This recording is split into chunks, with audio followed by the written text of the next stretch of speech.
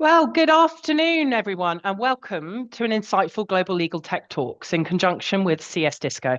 My name is Frances Anderson. I'm the CEO of NetLaw Media, and I'm delighted to welcome you all here today, where we're going to be discussing AI and legal tech. Do law firms and general counsels see the future differently? Now, as we all know, AI is transforming the legal practice, but are law firms and corporate legal departments aligned on what's next?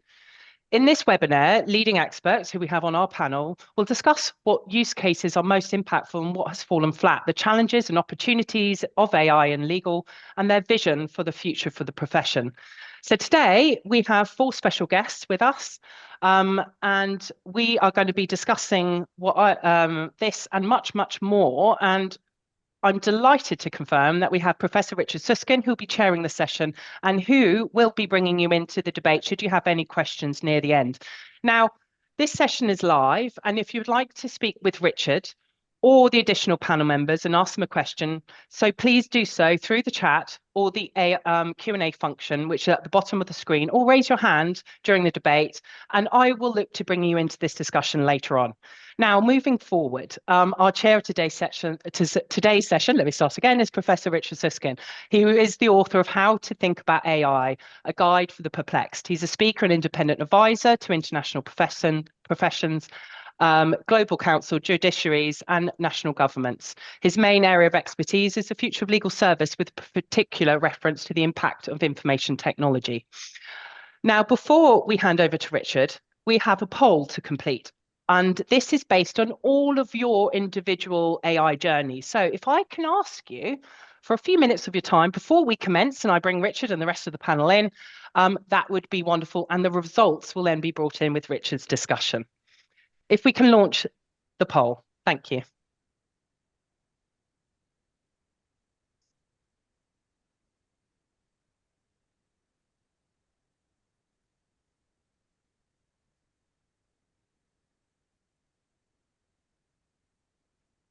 Now, as you will see on this, there are four. Some of you may not have a journey, so do, if that is the case, do click that. Others may be in discovery, experimentation, or implementation stage. So if I can just ask you again, if you can all take a couple of seconds just to answer that, and then we'll bring in the results shortly.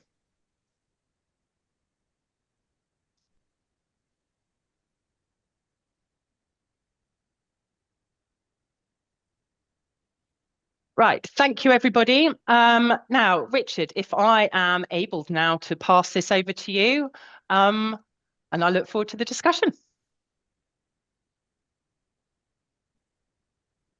Well, thank you very much, Francis, and good afternoon, everyone. I'm just having a look at the result to see what kind of audience we have.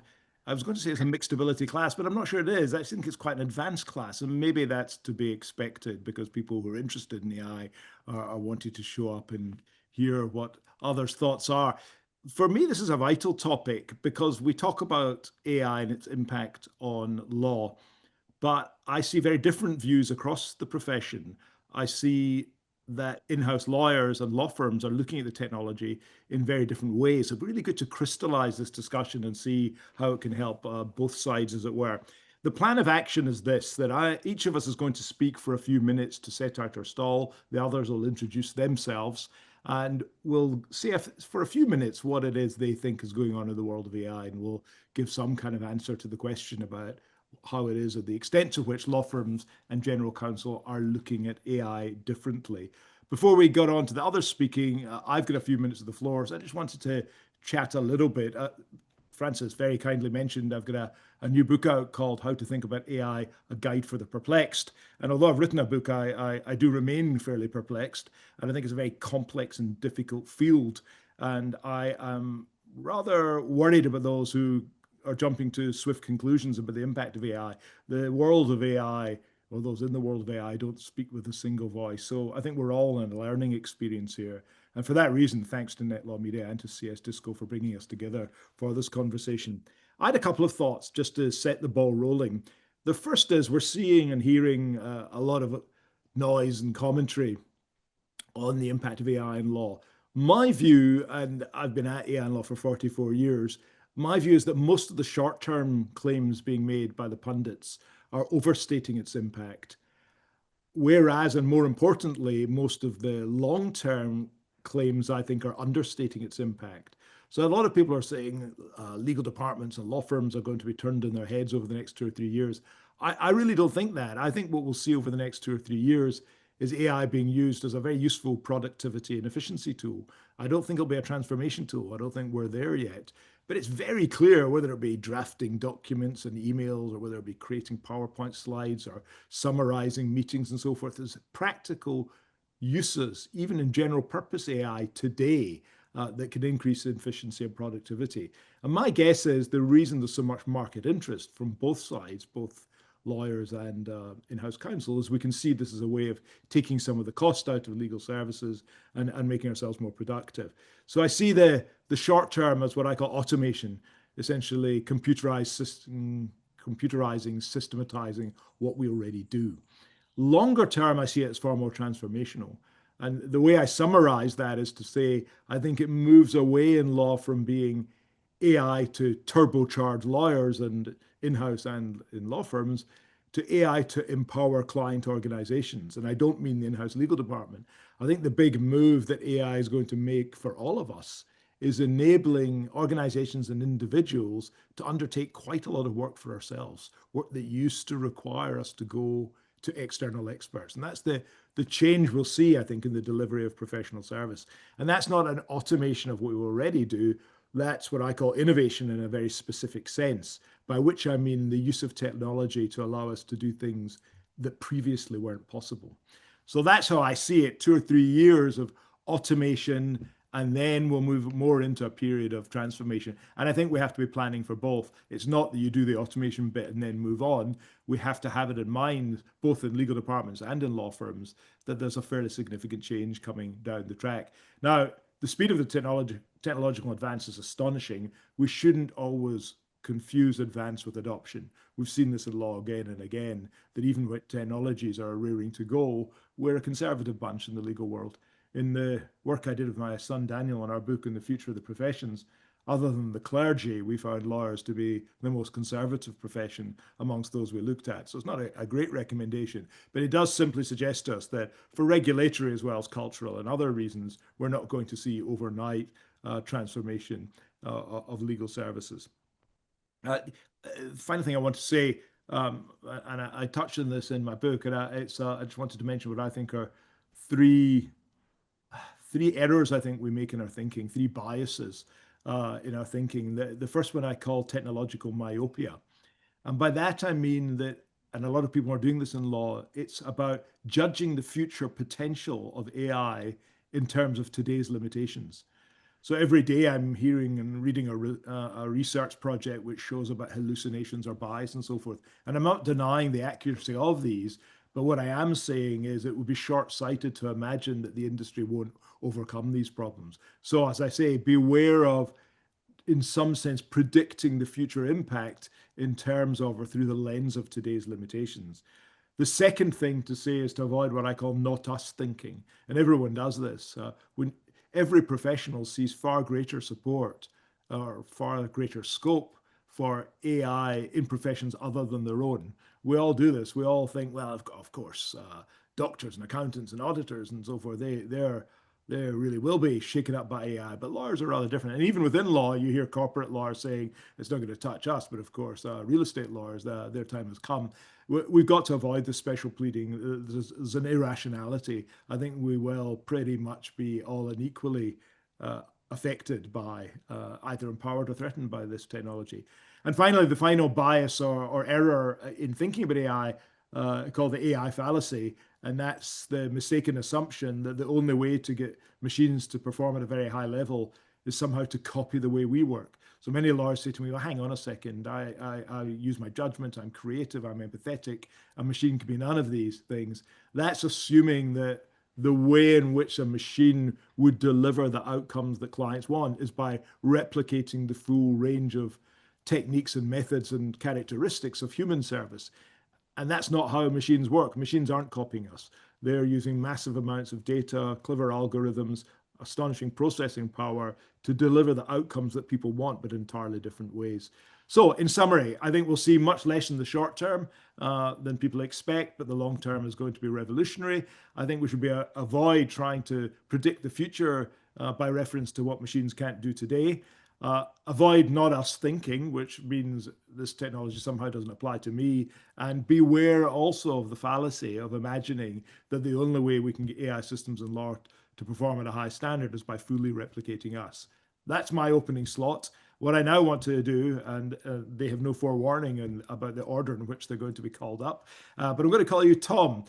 Tom, can you take the next leg? I'm handing the baton over to you. Start by just saying a little bit about yourself and then set out your stall. Thank you.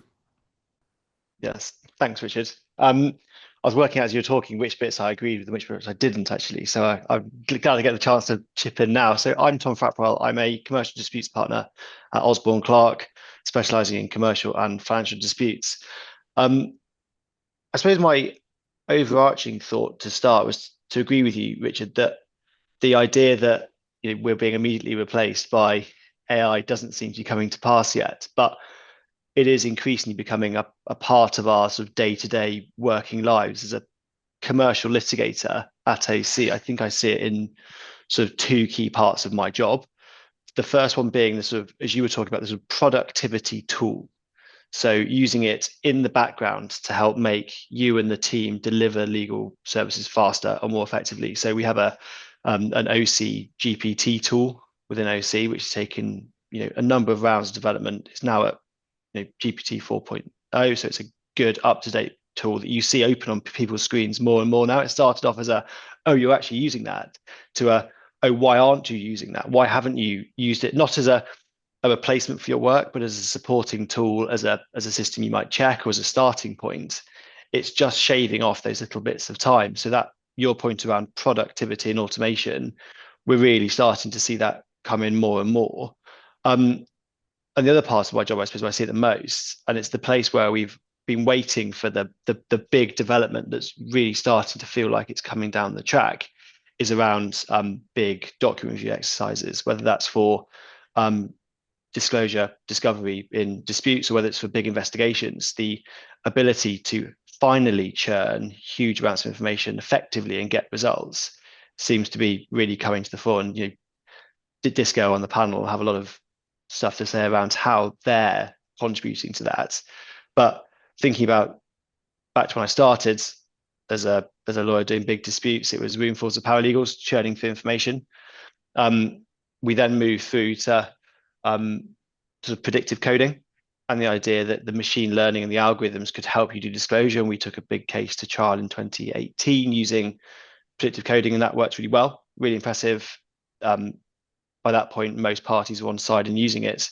There started a bit more trust. And what we're doing now is moving towards much more use of the Gen AI plugins on disclosure platforms that are really starting to be able to give you really quite scary, accurate answers. If you're prompting them right, they're starting to give you results that are really impressive. And the sort of the final hurdle on that side, I think, is getting opponents in litigation and the courts to understand how you intend to use Gen AI as a standalone tool rather than that supportive investigative tool. So everyone accepts now the continuous active learning model in litigation, understands how you use the sort of the old school approach to manage document review.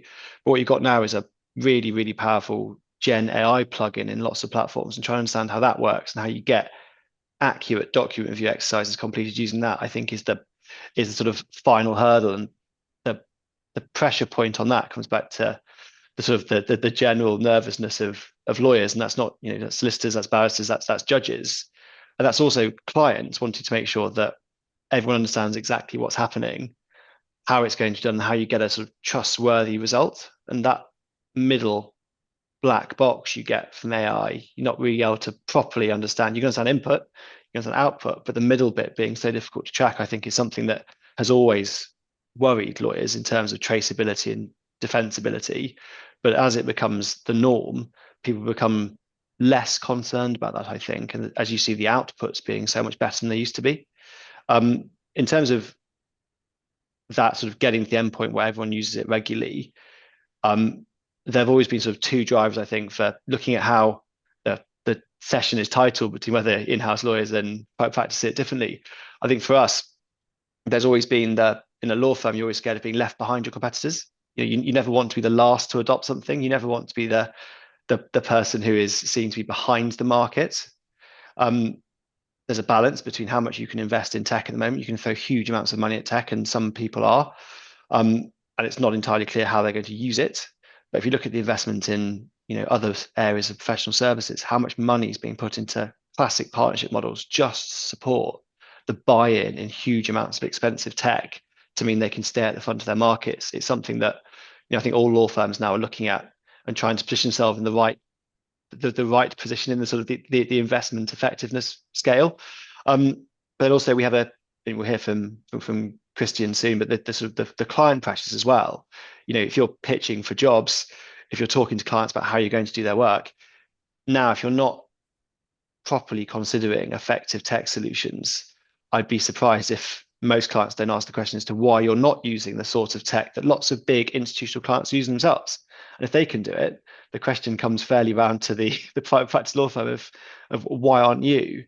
So I think from our perspective, that sort of that dual pressure of wanting to be able to be seen to be front of market and to be delivering services effectively, while also being realistically not able to win the big interesting mandates from sophisticated clients without using it, means day-to-day life now is becoming much more common to have multiple different touch points with some form of AI, whether that's the more basic end of the old school document review, whether that's the much more sort of cutting edge Gen AI uses to our jobs. Is becoming much, much more common. That's really helpful. Can I pin you down a little bit? What's your pitch to clients about why you should use these systems? I understand from your point of view in terms of being competitive in the marketplace and responding to clients' requests. But if a client pins you down and said, what benefits will it bring us? What's your response? I mean, if you take the sort of the classic disclosure exercise as the best example, it's been the client headache for years. Documents volumes have increased despite what we've been going through with the courts around pilot schemes trying to make disclosure more targeted, more effective. That's also come at a time when everyone uses more and more electronic communications. You're trying to collect Slack messages, Teams messages, WhatsApp messages. You've got barrages of emails, and it's always been a challenge of saying, isn't there better tech out there to allow us to do this? And actually, the ability to use AI to make document reviews faster, cheaper as a result of being faster, but also more accurate. I mean, the stats around the quality of AI in terms of finding and presenting relevant documents versus a manual human review. I mean, everyone thinks human review is great, but actually, if you look at the stats of how accurate they are, they're quite low, actually, through human error. So actually, you if you do it right and you're used to using the tech, you can get a better result as well using the tech. So I think from that perspective, it's quite an easy pitch. Okay, that's great. Okay, faster, cheaper, more accurate. Kristen, is that your pitch too? I mean, that's precisely what we're trying to pitch all day, every day. And just by way of introduction, my name is Kristen Zimmerhall. I'm the Vice President of Product Strategy at Disco. And at Disco, our whole thesis is to build technology supplemented with AI to improve the dispute resolution process. So anything from the initial identification of evidence to the output and the outcome of the disclosure exercises. So yes, that's what we see the clients that are willing and able to adopt today, the types of tech that we have, which is in those large scale disclosure exercises, not necessarily replacing the tens and sometimes hundreds of lawyers that we're bringing in on a contract basis to review the documents, but rather supplement the subject matter expertise of the likes of Tom and his partners at the firm. We never talk about replacing, but it's rather getting to those insights and the evidence in a much faster mechanism with a higher recall and a higher precision than what you can expect from an attorney review. There's a thing though about, and I was wrongly quoted the other day. Someone said that I don't know who actually said this, but I was quoted to say you won't be replaced by an AI system. You'll be replaced by an AI who uses an AI system, which isn't something I've said, because actually I believe that in the long run there are lots of tasks that we do just now that we won't do any longer. And that may not be the case in the work you do, but I think there's a nervousness in the industry about saying that. And in one sense, I don't really mind saying it, but there are many areas where I think many would want to argue that humans bring value that machines can't for the foreseeable future. But I think there are also many tasks that we do which we're already seeing that machines are doing at a higher standard. And I think to some extent we shouldn't be afraid of saying that. Tell us though, Kristen, in terms of what's the great, in terms of your products and services, what's been the greatest spike in demand? So there's two things, and the way in which we've looked at bringing, in particular, generative AI into our product stack is learning from what Tom just alluded to of the predictive coding and technology assisted review over the course of the past decades, which of course we've had.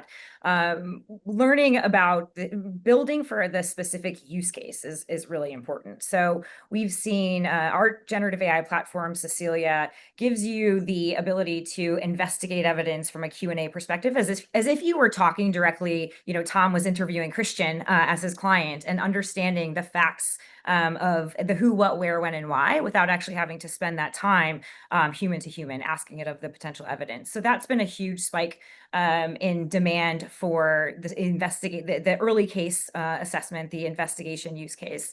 And we're just slowly seeing the adoption of what we would consider auto review. So rather than teaching those teams of lawyers about the case, about the individuals, about the allegations, and asking them to go away and code documents for days or weeks on end, rather working with the prompts to automatically code them. So this is what we call automatic review. So what Tom referred to or referred to earlier as, again, not necessarily replacing the teams of lawyers, but rather leveraging the individual expertise to go and find and complete that disclosure exercise. It's been really exciting. If I take a step back and just think about the conversations that I have with corporate legal departments, they're often not ready to engage in a disclosure exercise, especially if it's high stakes litigation. And so we're seeing the entry points just and broadly in the market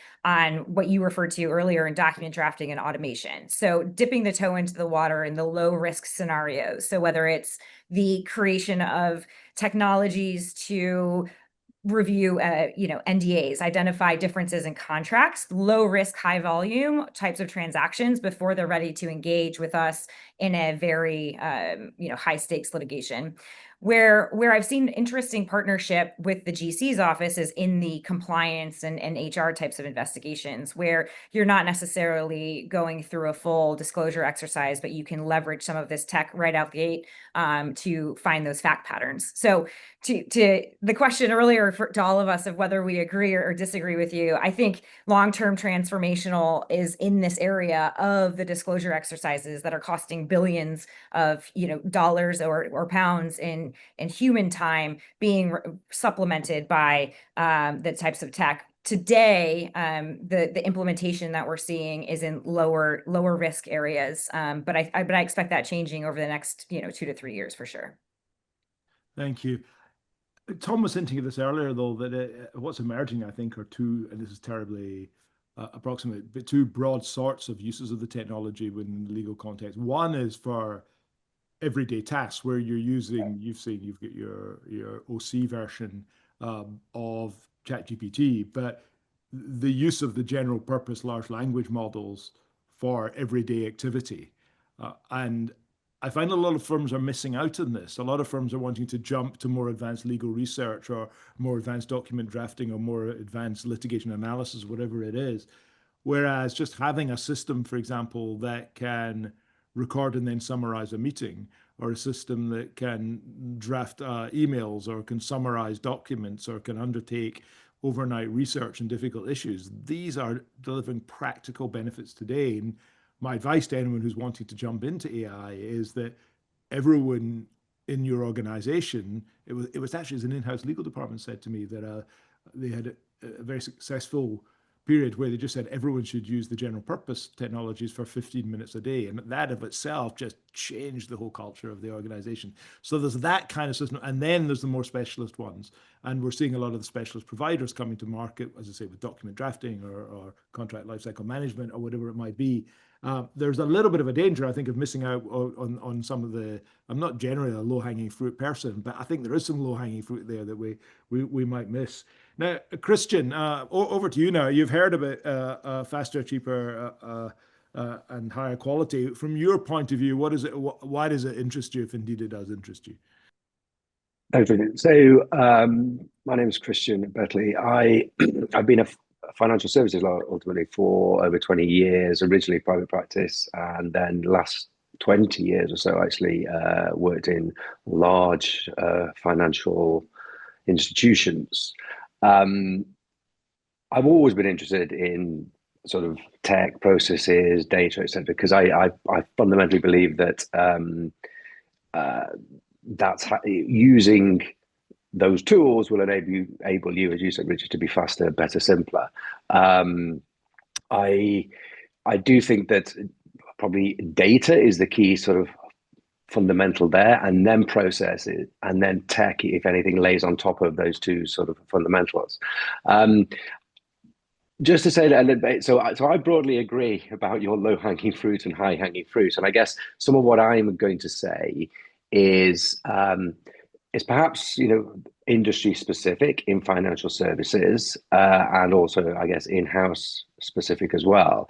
But what is clear is that the higher hanging fruit, when viewed from a highly regulated institution, is very high indeed, and indeed even the lower hanging fruit, i.e. using a chat GPT or whatever inside the confines of a regulated financial institution, is also pretty tricky.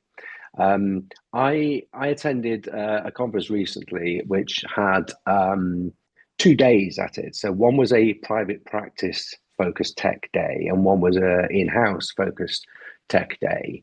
And it was really clear to me, having sort of sat with those 2 days, the sort of differences in where the law firms are on their implementation and where the sort of in-house financial services teams are on their implementation. So it's like sort of, I guess, adjunct to some of the conversations that have taken place already. But one of the what I was planning to do is just articulate a few of the differences, because I guess that's why we're here, to sort of analyze the differences. But clearly, the commercial drivers are very different, right? So AI, at its core, the expectation is it will drive revenues by, after investing in the systems and agents, etc. It will allow scaling to take place for a minimal additional costs and sort of minimal hours of labor, if you like. Law firms and the ALSP world, that's, I guess, super clear that it would drive their revenue and profitability. In an in-house team, it's more about sort of reducing the cost of running the legal function. And that's not necessarily as fierce a driver, if you like, as driving profitability. I think data is key. So a lot of the infrastructure that exists at law firms is more organized. They are more profitable if they have better know-how, systems in place. They have lawyers and legal teams dedicated to that. So I think that as a building block is, I guess, in a different place in the law firms as it is in-house. Likewise, and I think it's interesting that the role of an in-house lawyer can be typically quite varied, right? So we've heard about litigation from Tom, etc., and use of AI there. In-house financial services, you can be drafting contracts from NDAs up to the super complex sort of leveraged finance type of deals. You can be advising, your board, your senior stakeholders. You can dealing with firefighting issues, etc. So there's, whereas a lawyer at a law firm, and I'm talking typically from a financial service perspective now, but they deliver a product to the in-house legal team typically, which is a memo, an agreement, or some piece of advice that way. So the roles are fundamentally, I think, quite different than an in-house lawyer and in private practice. And that, I think in private practice, it's sort of easier to leverage the technology from a practical perspective, because the tasks that you're doing and the processes ultimately that you do are somewhat more straightforward. am generalizing hugely. I know that. I guess the other two things, just to quickly draw out. Most finance institutions have a massive tech stack, which is accumulated over the years. And so it's not unsurprising that there's a drive to simplify that, right? And therefore, and this leans in, Richard, to your sort of general purpose tools. From a general purpose AI point of view, absolutely. But from a legal tech specifically, or even thinking about general purpose AI that leans in to the role of the law a little bit, that really needs to fit in the overarching sort of tech stack. In any legal specific tech, it's pretty tricky to have a business case, an ROI that makes sense to a bank, to sort of empower the legal function in that way. But all that being said, and all the, I guess, problems, I'm not a naysayer. It perhaps comes across that I'm a naysayer. I do think that there's incredible opportunities out there. I think we do need to focus on sort of what's in front of us now, the general purpose and the productivity tools. And the other aspect, which sort of Disco and Tom have talked about, is data mining, right? So one of the in-house, a typical and painful job for even in the financial service industry, not litigation, is to look at contracts and mine data and analyze what's in your contracts. If there's a market event, LIBOR, Brexit, all things like that. And that's where we have seen huge value so far. But the value in sort of drafting, all of those sort of more additional lawyer tasks, I think we're some way off from. That's really, really helpful. Just before I ask you a couple of questions, Christian, do remember, those of you listening in, to lodge your own questions in the Q&A part or the chat bit, and we can pick them up in a few minutes' time. But Christian, you almost apologized for being negative. I didn't think you were being negative at all. I think you were just very clearly analyzing some of the differences. It does rather lead me to think, if your analysis is right, is that for many years, legal tech, the majority of the legal tech spend has actually fallen in law firms. And in a way, I think you're maybe anticipating that'll continue.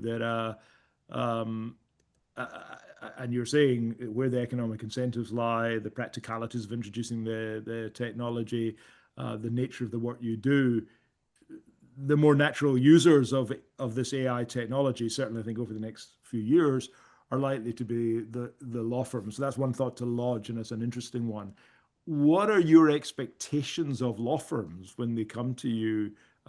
Because let me put it slightly differently. I often hear law firms saying something like this. They say that clients, when they ask us to pitch, ask us what we're doing in innovation, ask us what we're doing in AI. We tell them, it seems to matter to them. But when we actually start working with them, we don't talk about that again. We just work in the old way. So that's the thought you might like to comment on. But the more general question is what it is you would expect and want to see from a successful law firm in relation to its AI. I don't think you should be sort of limiting what you expect to see in relation to AI, right? What you want is a faster, better, simpler, and more cost-effective product, right? If AI is a good tool to deliver that, then yes, the law firms should use it, and use it to the maximum, if you like, to deliver the best and the most simplest and the fastest and the cheapest product. I think there is a tendency at the moment, where we are on the hype curve, I do not know anymore, and how long and how big that curve is. But there is a tendency, and I have seen it, from to ask those questions: are you using AI? It's sort of the wrong question to my mind. Yeah. I think that's right. I often say to law firms, your clients don't want AI. If they do, they're asking for the wrong thing. They'll be on some measure wanting a lower cost service, a better service, a more convenient service, or a quicker service. We tend to, and we all fall into this trap if you're a bit involved in it, you tend to get interested in it for its own sake.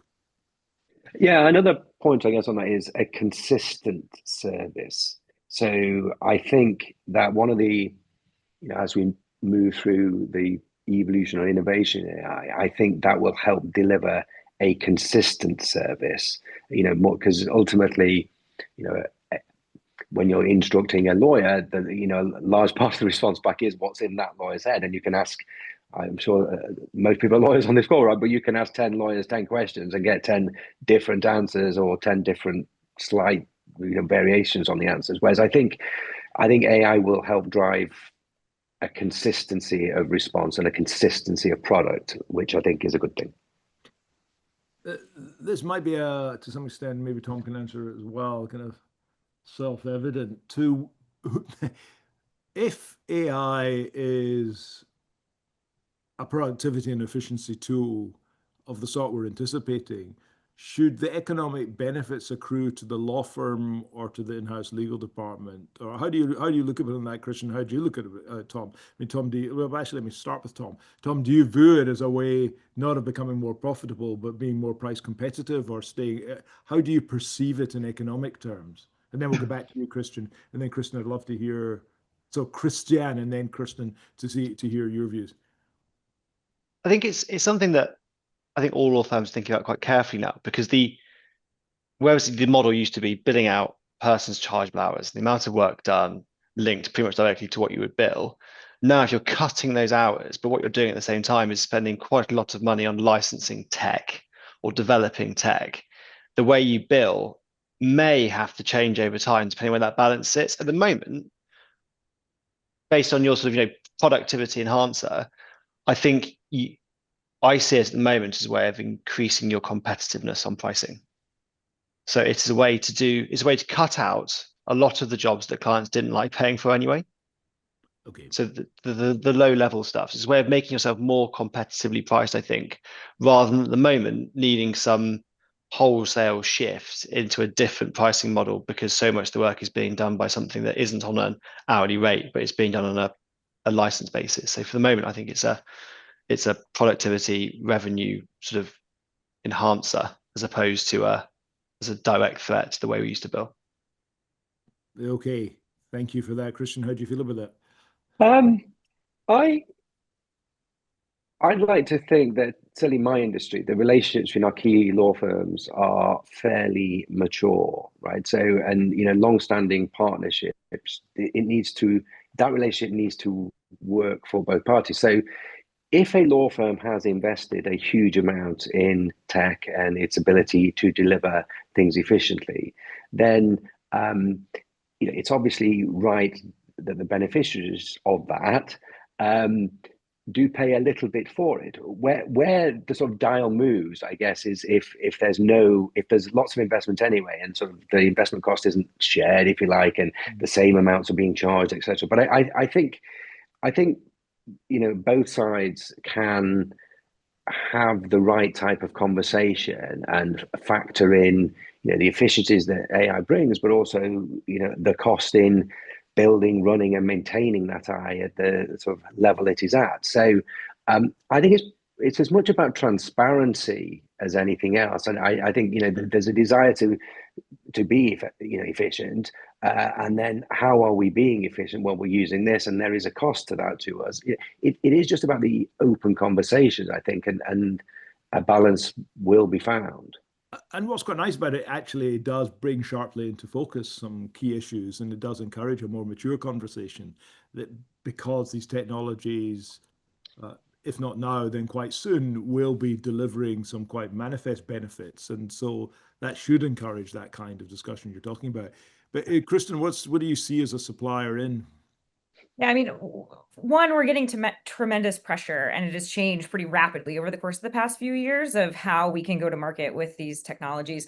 But when we're talking to a firm, I mean, the way in which they're rationalizing the application and the use of these technologies that cost more is they're always going back to the billable hour. Like, how much is it going to replace what would have taken 15, 20 hours? How can I pitch this to the client to leverage the tech because it will take 2 to 3? So we have not yet moved past that moment where we're rationalizing in the billable hour. That being said, there are a number of organizations that are trying to figure out how to package up services, whether it is what is the actual outcome delivery of, and again, in our instance, usually a disclosure or discovery production, and can we get to a place where that's flat fees? We're not seeing that take off yet. Again, it always goes down to the least common denominator of that billable hour to date. But I expect that to change, just in the way we've had to change our commercial models rapidly as the providers of those large language models are.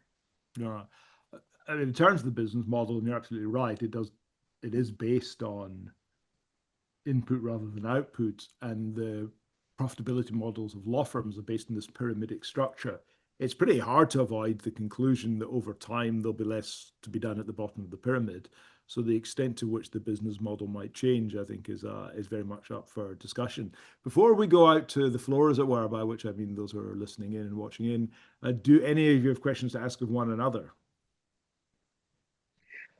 I do actually. I guess it's a question of Kristen as to whether she sees a difference in the sort of attachment to the billable hour across the Atlantic. Oh, interesting. The irony of which I'm sitting in New York right now taking this webinar. But it's pretty similar. Well, and remember, we're often working with global firms. So while they may start out with a use case in the US, they'll come to their counterparts in Europe and the UK. What I have seen is a faster adoption actually of our technologies in the EU. That might just be based on who our client base is. I still think that when you're talking about litigation, when you're talking about disputes, it's so high risk that there still remains in both areas a desire to start small and then broaden out across the firm. So where I've seen the best success is where we have a champion within a specific office at the firm that's then been able to go and demonstrate the tremendous value internally. And that is the sort of the pinnacle of partnership that we look towards, where we've got the office of the GC and the partner at the firm working together with us, so that there's transparency in where the money is being spent, what the application of those technologies, and what the ultimate benefit will come. But this is, again, still what I would say is early days in both markets. Great stuff. Okay, Francis, do you want to come and join us and see what we've got in the hopper by way of questions from the outside world? Absolutely. I've kind of been on the edge of my seat. I think it's quite an interesting discussion I have to make, because I've been having them quite a lot recently about in-house and private practice.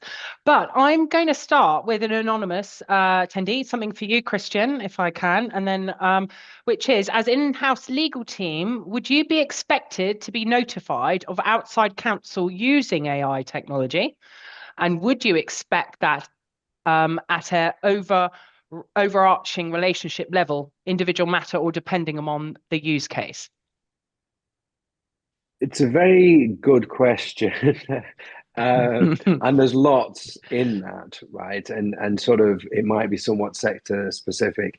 Certainly in financial services, given, I guess, the sensitive nature of some of the information that may be being worked on, yes, I would. And I'd want to understand how the law firm sort of AI is set up. I would almost envisage the relationship meetings delving into that, right? So the relationship side and in-house and the law firm delving into that, and then the instructing in-house lawyers being aware of how that works, so they could say, not for this, but you can for this, and so it would be a little bit directional on it, because there's certainly some things which you may not want the law firm to use AI for, I think, at the moment. So yes, I would absolutely expect to have the conversations, and you know, whether it was about sort of privacy, data security, what's happening to your data, or if it's about billing, and how to sort of have that mature conversation. I think you would want to openly have that conversation. Yes. There might be something else going on there in the question. It's a great question, actually. But the other dimension might be, and I see Chris Bull, who we all Yes. know and like. Chris asks a question, which is a sharper version of what I was trying to ask. Is, would Christian hope to see the external counsel budget fall as a consequence of law firms using AI more smartly? And if so, does he actually expect that to happen? So I suppose another way of looking at that original question is that you might, as a law firm, or you might expect your law firms to disclose to you they're using AI because that might have cost implications and fee implications? Or does that not matter to you? Is it just the outcome that's mattering? I think it does matter, and by naive, I'm not trying to ignore that point. I just think it shouldn't be the point that everyone seems to be leading with, right? It's about the sort of quality and speed of the product that's produced. So, and that's my view. But yeah, yes, absolutely. If you'd expect over time the law firm's investment in the AI to deliver faster, better, simpler, would be passed on to the lawyer. And I think from to be a little bit blunt on this, you wouldn't want to see the profits per partner of law firms going up and up and up because they're sort of leveraging AI better and better and better, right? That would be, I guess, infuriating for a big purchaser of legal services. Okay, so I think that's both sides of that question answered. Tom, did you want to throw in your thoughts in relation to that? Well, actually, a question, first of all, a question of process. Do you have something like an AI ethics committee or AI protocol? What's your working method here? Yeah, we do. So we have a sort of an AI management board that works through the adoption of new systems, cost effectiveness, policies, ethics. We have, as you'd expect, sort of AI use policy, which also feeds through into certain training you have to do before using certain types of AI at the firm. So it's quite carefully controlled to try and avoid the sort of situations you hear about in the news where someone's over-relied on AI and ended up in a bit of hot water. In terms of the question around sort of pricing reductions, I do think the adoption of tech is going to lead to certain tasks being significantly cheaper. And if we look at again, falling back to the simple disclosure exercise example, we are cutting down significantly on the hours spent by people churning through documents, which means disclosure exercises, if scoped properly, should be cheaper than they used to be, because the tech, while there is a cost to using it, is lower than the billable hourly rate of a room full of paralegals. It's also allowing, I think, and Christian might have seen it from an in-house perspective as well, but it's allowing people to carry out exercises they wouldn't necessarily have done before. So if you're looking at internal investigations, for example, where sometimes entities simply couldn't afford to do the exercise they thought they wanted to do, the tech is allowing them to do that. It's a bit different if you're heavily regulated from Christian's perspective, where you have to do it, and it's about working how to get it done most effectively. There are some work now where clients would previously have just not done it. That's allowing them to do the sort of analysis exercise they'd like to have done using tech rather than just people. And I think this is crucial, and I was trying to creep towards this earlier on. A lot of the debate, not just in law, right across industry about AI, certainly by economists and management consultants, is on the model of what's called task substitution, where the way you look at AI is you say, what's the job being done, what tasks are involved, and where can we put in a machine and take out a human? And when people make predictions, for example, about the long-term viability of a job, they tend to be doing task analysis of that sort. And I said to you at the outset, I think the next few years is a lot about task automation. But what you were mentioning there, Tom, I think is crucial. And that's that this tech, and I think it links to what Christian is really warning us and saying this isn't just a cost play, all of this. The real joy of this surely should be that it's allowing us to do things that we previously couldn't do that are really bringing value. And one thing we haven't mentioned, for example, is the whole idea of risk assessment. So I don't think it'll be that long before we will have systems, bots and agents that will roam around organizations and will be able to identify early markers of legal difficulties and problems. And insofar as, I know, Christian, this is an oversimplification, but insofar as the job of the in-house legal teams to keep the business out of trouble, there'll be new tools for that. These tools are not automated versions of anything we can really do today systematically right across. So I think you make a really crucial point there. And we've been a little bit sucked in. I think Christian's tried to move us away from saying that this is just all a price play. It's not. There's something more fundamental. So if we're talking about transformation of the legal profession, we're not simply talking about a turbocharged legal profession. We're talking about a wider range of services, new ways that lawyers and AI can bring value to the market. Okay, what else do we have? Oh, there is quite a few. So I'm going to chop and change if I can. So bear with me, please, panel and the audience. So we've got quite a few questions which I've been tracking, and another one from Wendy. Thank you, Wendy, dropping into the chat. So if I can go on, I'm going to do this question on the capabilities, and I think this is quite good for all of you within the panel. What will be the long-term effects on the analytical capabilities of the next generation of lawyers who stake their professional development in the conveniences and speed of Gen AI? How will critical thinking, retention, and recall be affected in the next generation? Very interesting. Maybe with you, Richard, and there'll probably be something for Kristen too. I meant to be chair, so I don't want to dominate. Tempted though I am. Kristen, would you like to comment on that?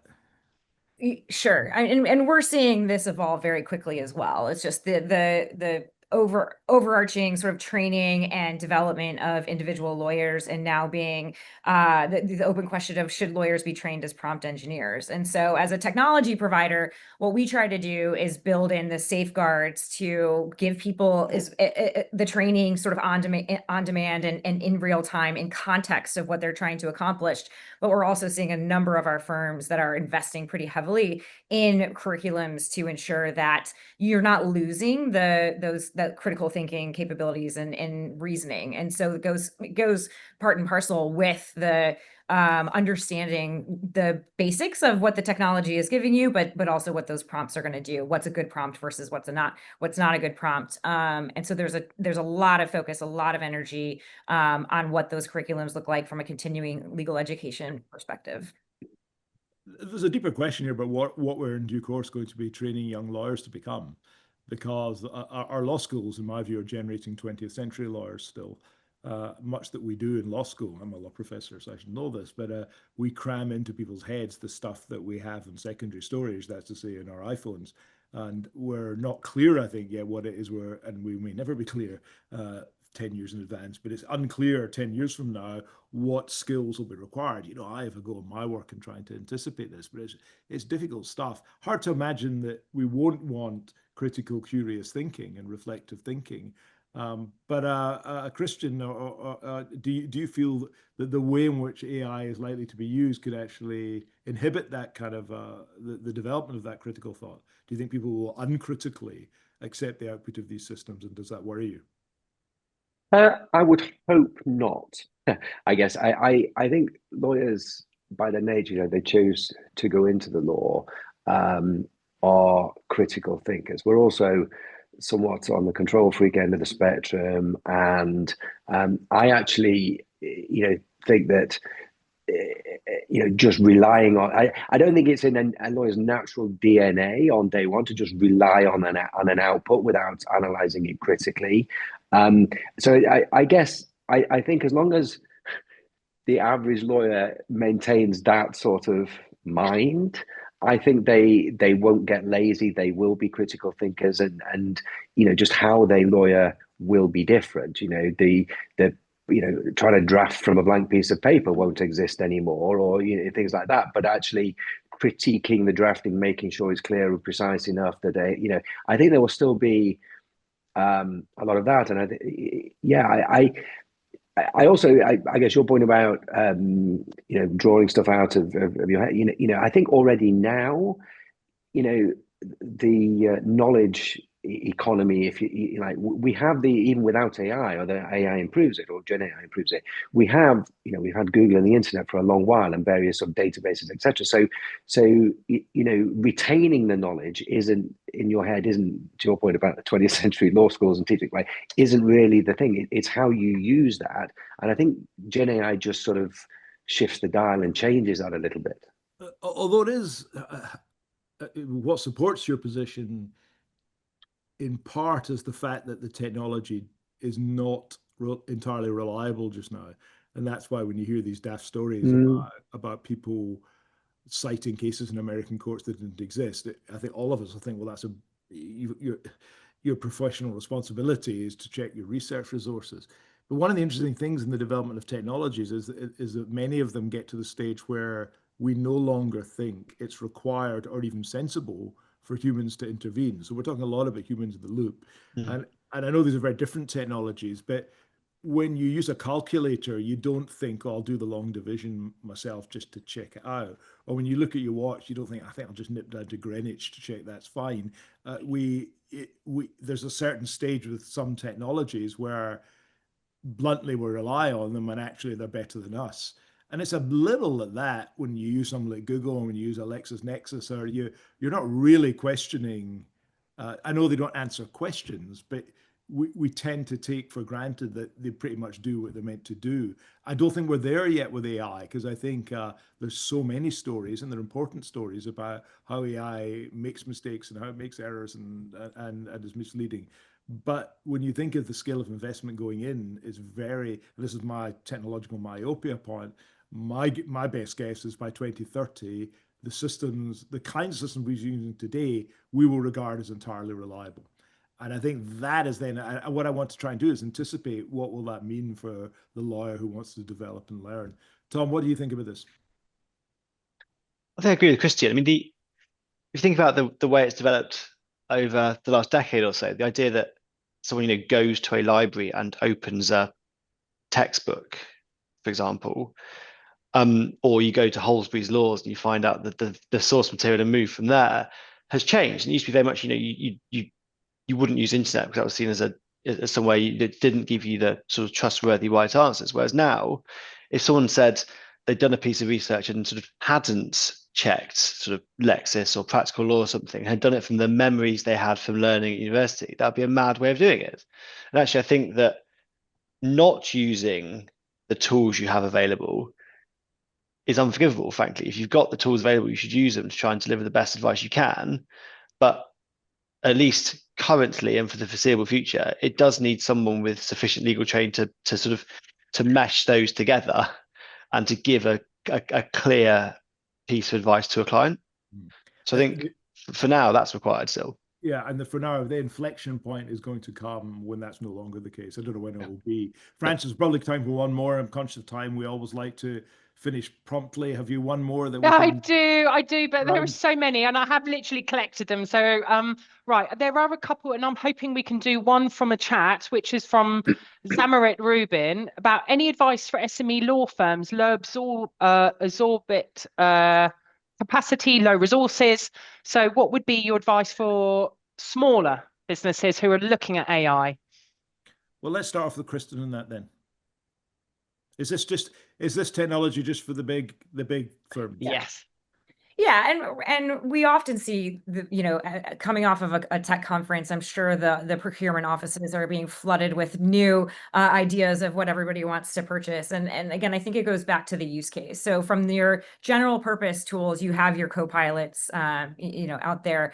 But even from a smaller law firm, depending on what your use case, your businesses in disclosure exercises and investigations and litigation, the organization can often find a budget for the use of technology because it's specific to what they're trying to accomplish, what that outcome is. And so tying it back to the value, to the extent that it's client work, how the client is going to get value out of a reduction in overall costs, time spent by lawyers, high quality, faster insights into what's going on, is where we find that small law firms or even small legal departments are able to carve out budgets, as opposed to thinking you're going to go about this having a line item that just says generative AI in some P&L.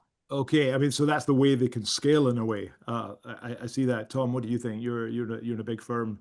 You've got lots of resource. You get technology people. Yeah, I agree. I think there's a sort of two-tier structure to it. There's the sort of the background AI, whether that's your own model of ChatGPTs, whether that's firms plugging in Harvey, and that's a big licensing cost to the firm that's harder to then directly pass on to clients. I think that's much harder for smaller firms to invest in.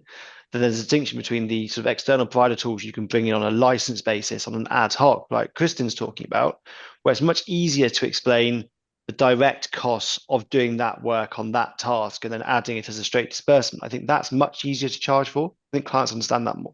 Great. Okay, Christian, final thoughts on this. Let me put it a different way, and unfortunately we'll get a few seconds to answer, but would this kind of technology encourage you perhaps to use smaller firms where in the past you'd only go for the major firms, or is it not that defining a change? I don't think it's that defining a change, because I think certainly no matter what tech a smaller firm could bring to bear, they would still have to have, you would still want as a buyer of the services, an expert human in that loop, right? So at least for now, and I'm at risk of falling into the myopia bucket with you, but at least for now. I understand it. I think to reassure smaller businesses, what you do have in your favor is an agility and ability to move quickly. Very big firms do have super tanker syndrome often. They just can't change direction or stop very easily. So there are the low-hanging fruit we were talking about is available quickly to firms of whatever size. Well, I mean, this brings us to the end. Christian, Tom, thanks so very much for that discussion. I think we covered lots of ground. Back to you, Francis. Thank you, all of you. As you can see, we first of all, apologies, we haven't been able to get to every single question which has been asked, but I have brought them all together. We will circulate this with the panelists and then circulate to the attendees. Thank you, Richard, for chairing this so eloquently. Christian, Tom, and Christian, thank you so much for parting with your advice and taking part in this panel, and to CS Disco for hosting this. So we hope you've enjoyed the session. It is an eye-opening one, and one I agree we're at the beginning of our journey, and I want to thank you all for joining in this discussion. And should you would like to see more, then follow us on Global Legal Tech Talks. But thank you all for joining us.